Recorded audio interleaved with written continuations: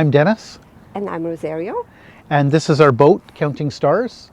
She is a Whitby 42 ketch from Whitby, Ontario, Canada, built in 1980. I'll just take you on a quick tour of the outside of our boat, starting at the bow and our anchor. Okay, this is our primary anchor, which is a 33 kilogram Rockna anchor, 72 pounds, attached to 300 feet of 3/8 high test chain. And beyond that, we have 200 feet of 5/8 road. We also have a snubber here that we connect to the bow cleats and connect to the chain via this Mantis M2 chain hook, just beefy stainless steel thing here. We also have a washdown pump, and we connect into a fitting here, and we can spray the chain and the anchor as it's coming up to get rid of all the mud. Right here is our detachable Solent stay, which connects all the way up to the top of the mast and to the foredeck into this fitting here. When we deploy this stay, we can put another set of sails on it, which we have a number 2, number 3, and number 4 jib that we can put on it. That, in conjunction with our Genoa, we can go basically wing on wing for downwind sailing. These are our whisker poles. We've got 2 of them, which we can pull out the Genoa and the Solent sail, so we can have improved performance while sailing downwind. Last year, one of the big improvements we did was to replace our lifelines with solid stainless rail. It makes a big difference in safety when walking along the boat, because we have something solid to hang on to. And we drilled and tapped all the way through the stanchions to the back side and put a big screw in all the way, so it's not going anywhere. This is our dinghy. It's a AB Inflatables 8.5 UL hard bottom rigid inflatable dinghy. We store it on the foredeck when we're out at sea, so we're not towing it behind us for performance reasons and safety reasons. When we're at anchor, we have this along the side of the boat, and we have a 3-point harness on it, and we raise it out of the water a few feet with our spinnaker halyard, so we don't get growth on the bottom. It's also for security reasons, so that people can't climb in and cut it and steal it or anything, because we can tie it off to the boat and secure it. Sail track from Tides Marine is an extruded piece of Teflon that fits inside the existing mast track, slides all the way up to the top. You put it in yourself, and along with special slides that go onto the sail, it makes almost a frictionless system for raising and lowering your sails.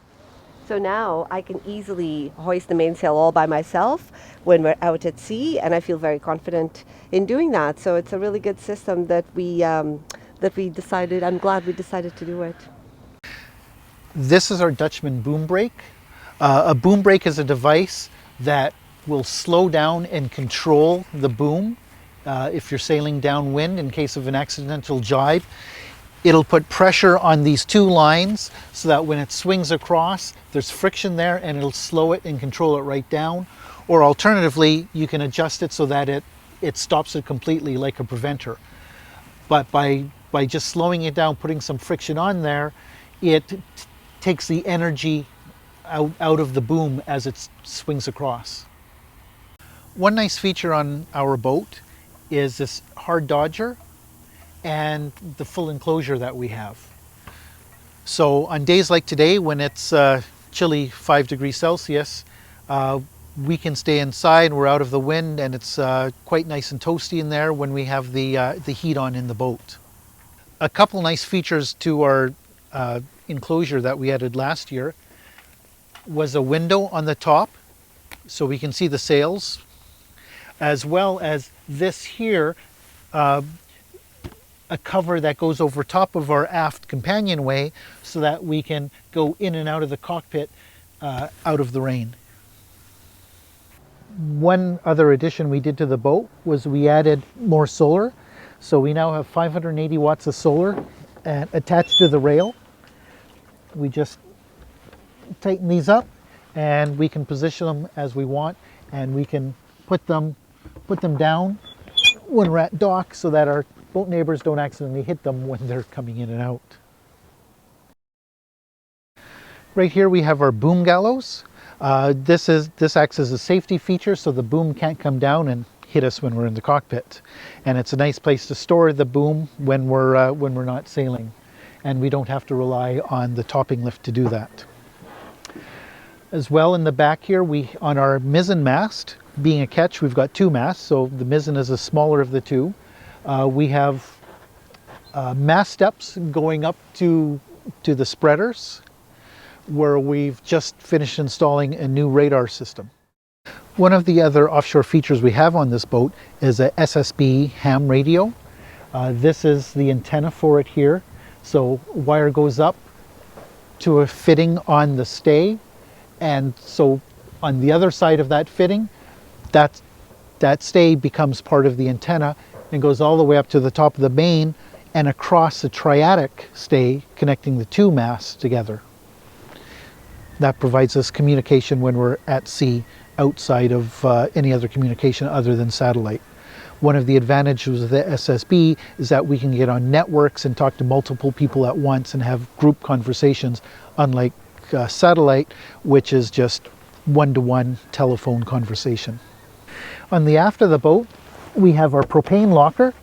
So we have two 20-pound aluminum propane tanks. Aluminum is really nice on the boat because it doesn't rust, unlike the steel ones, which would rust out in the marine environment in no time. As well, we have our stern tie reel and stern tie line for when we're at anchor here close into shore. And we have our hydro vane. Hydro vane is a type of wind vane, self-steering for the boat. It steers your boat based on the wind and with no electricity, so we don't have to worry about our batteries being drained too much by the autopilot when we're at sea.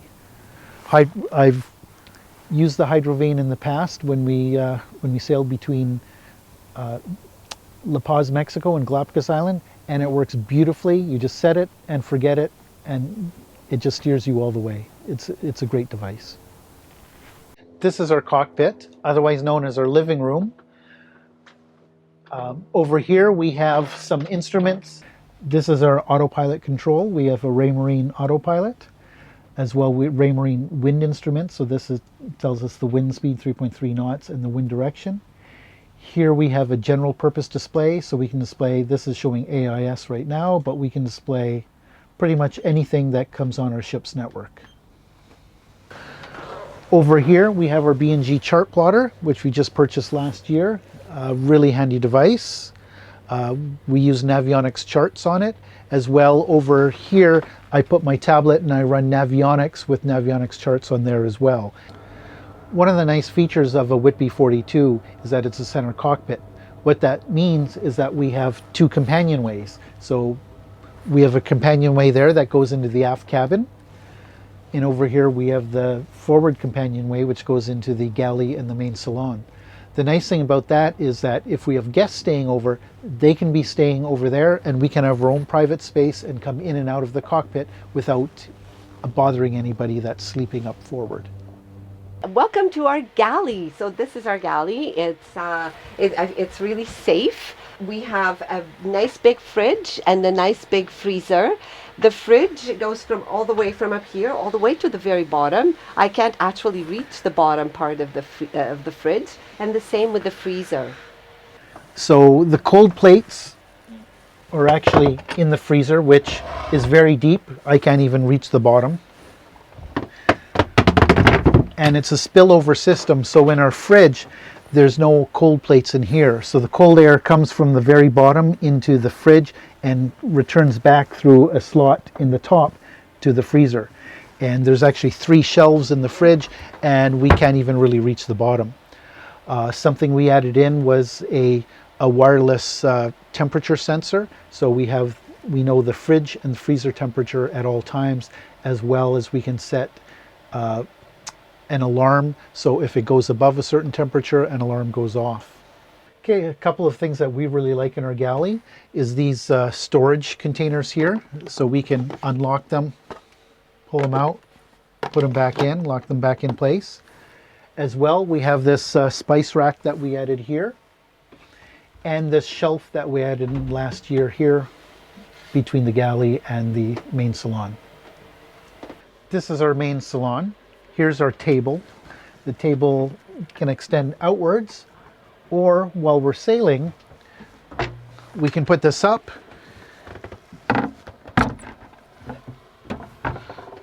and it protects all the dishes that we store in the cupboard here.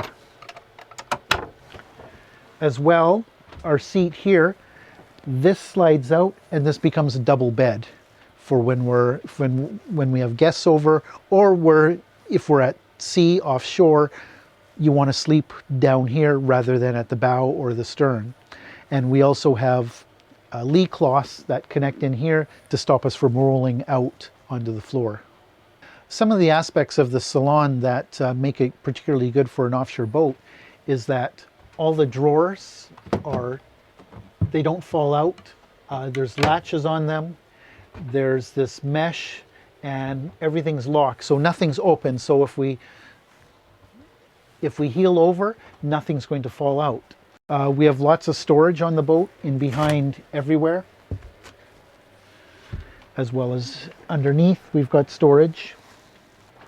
One other thing is that all of our floorboards can lock.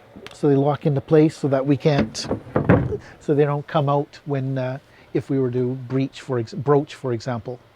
Last year I built a water maker for Counting Stars, and this is the water maker control panel that I added in, built myself. We've got 3 water tanks on Counting Stars, totaling 225 gallons of water. Although we've decommissioned the bow tank, so really we only have 170 gallons of usable water on the boat. I'm standing here at our nav station, which is right here. We have our electrical panel and some other instrument displays and voltage and everything, battery displays. A few years ago I rewired the boat. This is our old electrical panel right here, which as you can see is underneath the companionway. So if you're coming in and you're all wet and dripping water, it's really not a safe place for your electrical panel. So I totally rewired the boat, put in a new panel, new batteries, new wiring everywhere in the boat. Also, I redid all the plumbing in the boat as well, all the fresh water and hot water, replaced the hot water tank. So we've done a lot of work to the systems in this boat. I'm standing in the hallway between the galley and nav station and the aft cabin. In here, I've got lots of storage in here. I have our new AC panel. I replaced all the AC wiring in the boat as well. Here, this is really quite handy. It's a small thing, but really nice. It's just a 12-volt supply. So I can be working on the workbench here with some equipment and have 12-volt handy here that I can plug in and try devices with before I install it permanently in the boat. We have some of the ship's electronic stuff. We have our ship's router, just normal internet router, so connects our systems, and we have a Wi-Fi extender up on the top of the mizzen mast. So this is the power over Ethernet adapter for that. So it goes into here so we can have Wi-Fi everywhere. We have our AIS as well as a NMEA multiplexer. So this takes all the different NMEA 0183 signals and multiplexes it together, sends it out to other instruments as well as over Wi-Fi as well. Over on this side we have a Vespa Marine antenna splitter. So we use one antenna for our AIS and for our VHF radio.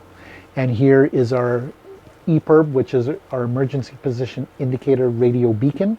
If you're at trouble at sea and you're sinking or whatever, you set this thing off and it connects via satellite and registers that you need help from all the different search and rescue systems around the world. This is something we got last year as well. It's a ditch bag. So this is a bag from ACR. It floats, and we can put our EPIRB in here if we ever have to leave the boat into our life raft. We can put EPIRB here, put all our necessary documentation, our passports, medications, radios, flares, everything we might need in an emergency in here, as well as some spare, drinking water and that sort of thing. And we take it with us in the life raft if we ever have to be in that unfortunate situation. One of the nice things about a center cockpit as well is that we have a full-size engine room. So we have a Ford Lehman 80 horsepower here, big battery box back there, and our fridge compressor over there. And on this side we have our solar controllers, our shore power, and a bunch of fuse panels and everything. With a center cockpit, if we ever needed to repower or do any serious engine work and had to remove the engine, the cockpit sole can actually be removed, and this can be pulled straight up out of the boat. Really handy feature if you ever in the position where you need to do that. So this is our walkthrough to the aft cabin. So we also have here another head. So we've got two heads on the boat, one forward near the V berth and one here. Quite handy. Our plans when we go offshore is to sail down to Mexico, spend a few seasons in Mexico until we get tired of it, and then turn right and head into the South Pacific. So if you're thinking of going offshore, and if like us you're looking for an older boat, just be very aware that it is a labor of love, and also it costs a bit of money to upgrade all the systems, and but it's definitely, you put in a lot of hours carrying for your boat and bringing it up to the standards that you want to be safe out on the water. Anything else? But you know, most boats will work just fine.